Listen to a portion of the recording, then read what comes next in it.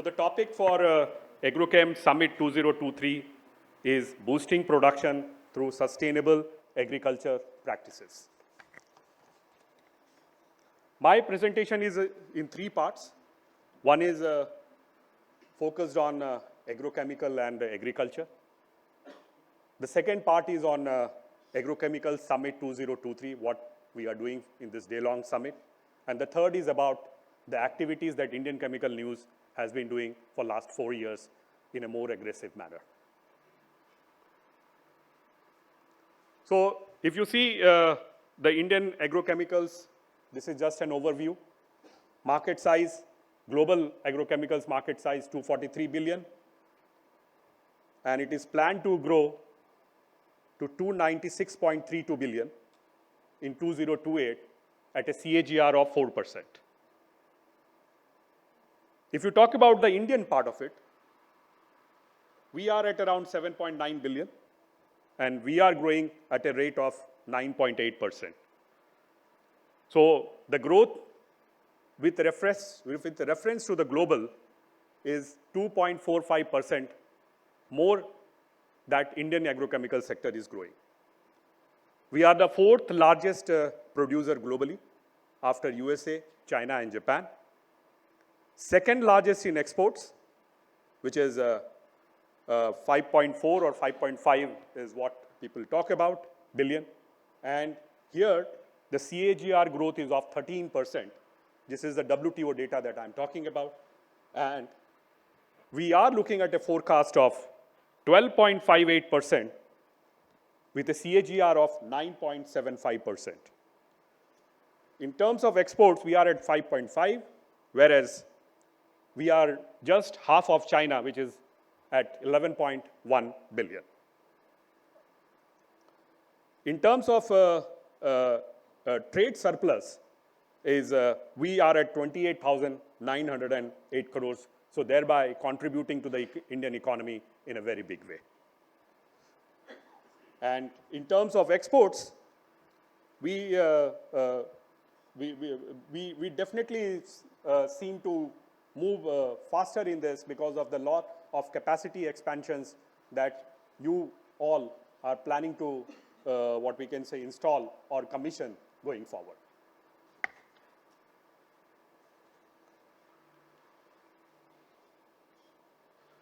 Agriculture industry performance. This is the data of FY 2022-23. Presently, we are at 18.3%. Earlier, we were 20.3% in FY 2020-21. And the growth rate in terms of the GDP or the GVA, which we call it, is around 3.3% that we are doing. Food grain production, if you see, we have added 14 million tons. So it is around 329.7 million tons.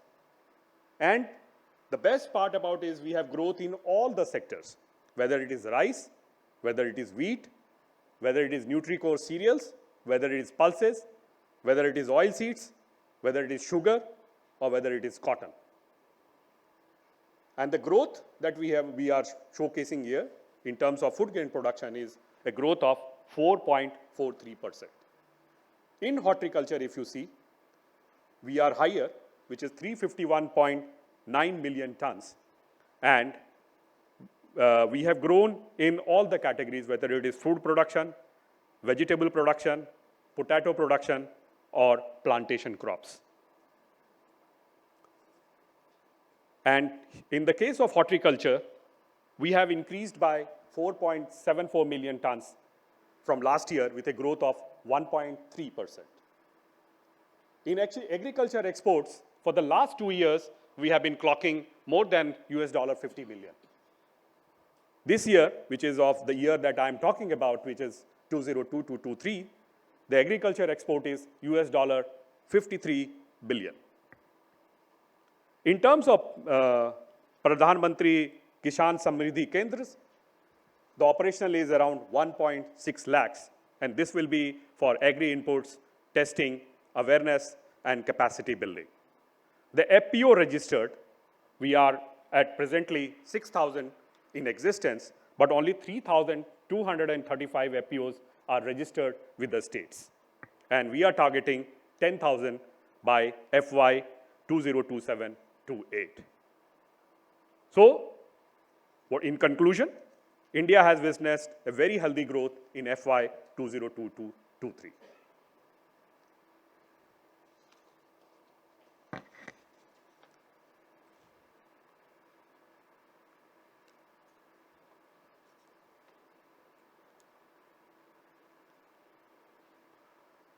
If I see the agrochemicals industry performance, I have given both global as well as India figures, or India trends, I would say.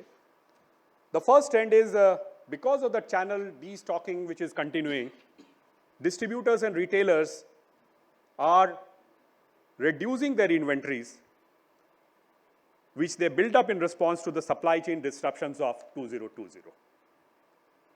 Increase in interest rates is also not going well with this industry globally. The cost reduction and restructuring plans, and if you see, all global companies are looking at cost reduction and restructuring plan in a big way, and somewhere everybody is talking about a reduction of somewhere 50 million to 100 million that they are talking about. If you talk about India, because of the global not doing well, we have a weak export demand, decline in prices is there, and there is a subdued demand due to erratic rainfall, which may be related to climate change or the vagaries of monsoon that we are seeing. But what the experts say, things would look better from Q2 of 2024. Q2 of 2024 means, which is, say, from April, May, June, things would start doing pretty better. So, things were not rosy in 2023. And as we are sitting on this 15th of December, so I believe in another 15 days, the new year will come into picture. So things are looking very positive in 2024, both for global as well as for India.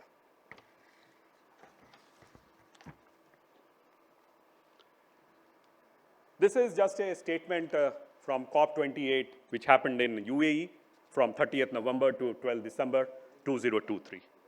And if you see here, 130 countries representing 5.7 billion population, people, 70% of the food, and 500 million farmers, and 76% of total emissions from global food system have signed up to the leaders level top 28 UAE declaration. And if you see the words here, which is emphasizing is sustainable agriculture, resilient food systems, and climate action. And if you see, our theme that we have chosen is boosting production to sustainable agriculture practices. So 3 things: sustainable agriculture, resilient food systems, and climate action. Endorsement of the declaration will help in strengthening food systems, building resilience to climate change, reducing global emissions, and contributing to global fight against hunger, aligned with the UN SDG, embedding sustainable agriculture and food systems. So the focus here is embedding sustainable agriculture and food system, as they say that this contribute 1/3 of the global greenhouse gas emissions. So we will have to also think from a climate perspective and see how we can reduce this.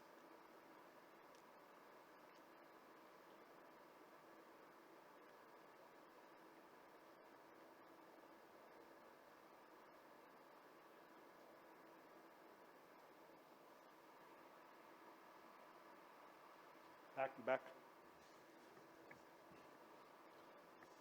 This was also a very recent announcement, and I think in terms of technology adoption, because of the high prices of drones, government has taken this very good initiative of providing 1,261 crore for drones, for supporting 15,000 women self-help groups during FY, which is for 2 years, 2324, 2425, and 2526. And this is for nano fertilizer and pesticide formulation. Center is going to assist in 80% cost and up to a maximum of 8 lakhs, and the rest balance would be through the National Agriculture Infrastructure Financing Facility. So these technology in agriculture will definitely improve in efficiency, enhancing crop yield and reducing cost of operation for the benefit of the farmers.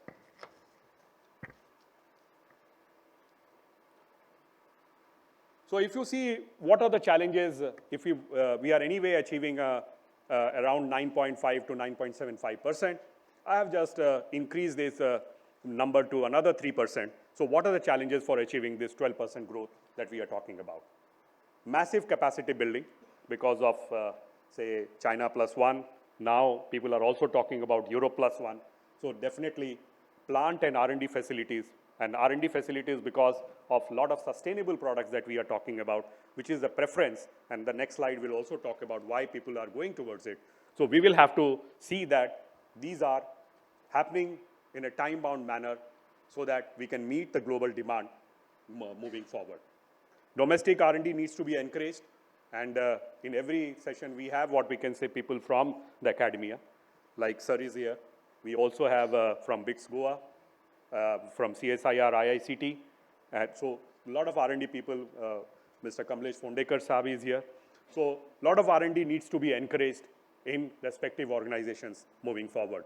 Faster registration of new molecules. This is one area which needs to be taken at a mission mode from the government of India, where, and I think industry will definitely support it in a big way. Safeguarding IP, data protection laws, if that can be taken care. Time-bound environment clearances, if we are looking at higher growth, and if we are looking at what we can say, creating, doubling the surplus that I talked about in terms of export numbers in my previous slide. Decriminalizing laws, the MPDA Act, which is Maharashtra Prevention of Dangerous Activities of Slumlords, Bootleggers, Drug Offenders, and Dangerous Persons and Video Pirates, of Act of 1981. I think with the industry struggling to see that how they can come out of this, I think this needs to be also taken in an active manner so that those things are, do not act as an obstacle moving forward. So what the message is here is not a difficult task if ecosystems work in synergy. And I think the goal should be that if all of us, whether it is government, whether it is industry, whether it is academia, works together, I think we will definitely achieve the numbers that we are talking about. Global biologicals market, I thought this is evolving, so thought of giving numbers to you, and the source is the Context Network, and the report is 2022. 19.3 billion by 2030, this is about the world market, and growing to 26 billion by 2033. So we are looking at, and presently, which is at in 2021, this number was 7.8 billion. So we are looking at a CAGR of 10.5%.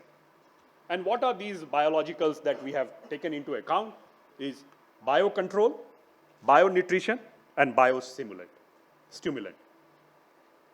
The highest contribution will be coming from biocontrol, second highest from biostimulant, and the third highest from bionutrition. And how will this growth in this global biologicals market? It will be driven by integration with seed technologies, synthetic crop protection, and fertilizer products. And we are also seeing automation coming here into picture. This will be enabled by precision applications, digital solutions, and data analytics. Regulatory pressures and consumer preference creating favorable scenario for biological growth. So Indian agrochemical players should also focus on biologicals and see how they can enhance their revenue or their portfolio moving forward. Just quoting one of US EPA Biopesticide and Pollution Prevention Board, which is BPPD, has fewer regulatory testing requirements for non-toxic biopesticides with significantly lower registration fee. So we have also people from BSI, so he will throw more light moving as we move ahead. Just about Agrochem Summit.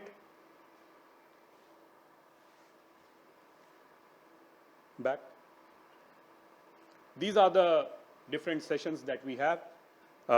Sustainable agriculture and need for eco-friendly agrochemicals, innovative agrochemicals, partnering innovation for supporting Make in India, regulatory framework for agrochemicals, precision agriculture, balanced use of agrochemicals and farmers' education, strategies for market penetration and growth in global market, innovations in branding, packaging, and delivery systems. So what we have done is, we are trying to give you a complete 360-degree view so that you are aware about what's happening in this agrochemical industry in this day-long event.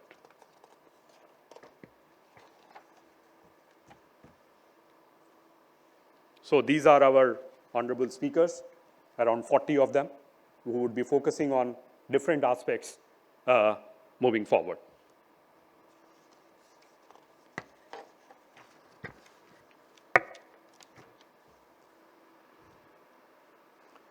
So this is for the inaugural session.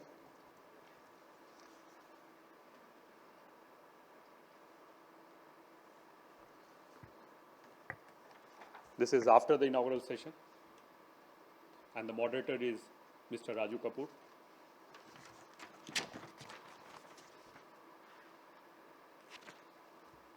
This is for the regulatory framework for agrochemicals.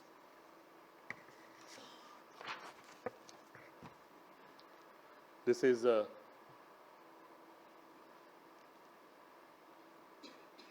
back.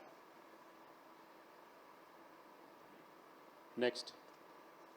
This is for the precision for market penetration.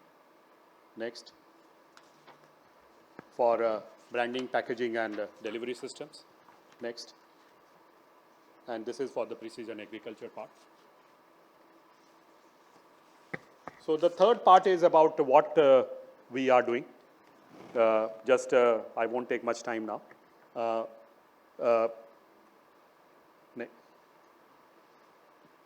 So this is about the editorial initiatives that we are planning to do in 2024. Next slide.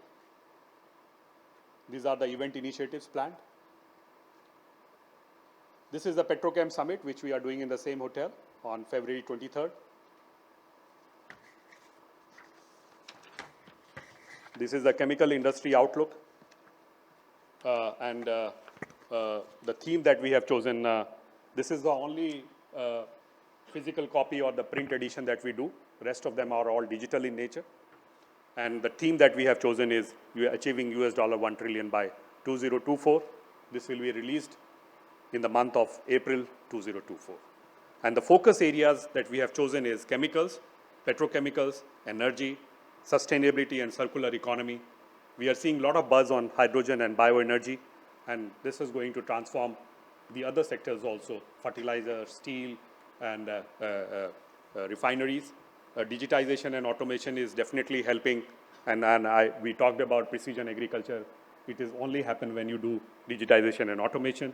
Supply chain and logistics, it was a big havoc during COVID time. Things have eased out. And EV and battery is one segment where chemical industries are aggressively, and I think there are a lot of announcements which have been made recently by all the, what we can say, battery players, which itself, either they are acquiring the companies or they are trying to expand themselves.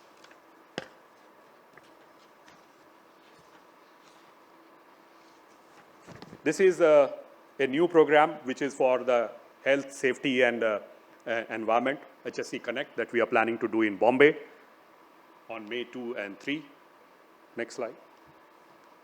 Next Gen Chemicals, this is the fourth edition that we would be doing.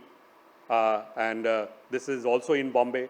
And keeping in line with $1 trillion, we have here focused on transforming India into a global manufacturing hub. Next slide. Chem Connect, this is for the supply chain and distribution part of it.